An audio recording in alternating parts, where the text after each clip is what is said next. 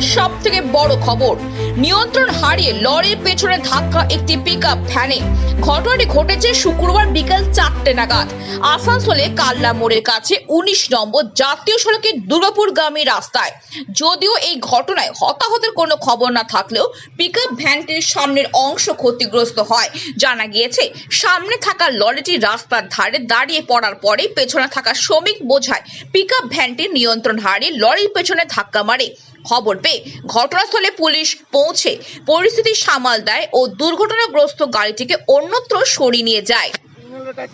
Tata সুমোটা এসে মেরে দিল একটা গাড়ির পেছনে।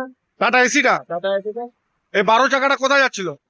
এই আসানসোল এই দুর্গাপুরের দিকে যাচ্ছিল, তার পিছনে এসে মারলো। তার পেছনে এসে মারলো রেড সিগন্যালের কাছে। ইনজোর্ড হয়েছে কই ড্রাইভার? ড্রাইভারের মনে হয় কিছু সেরকম কিছু হয়নি, সব ঠিকঠাক আছে? সব ঠিকঠাক আছে।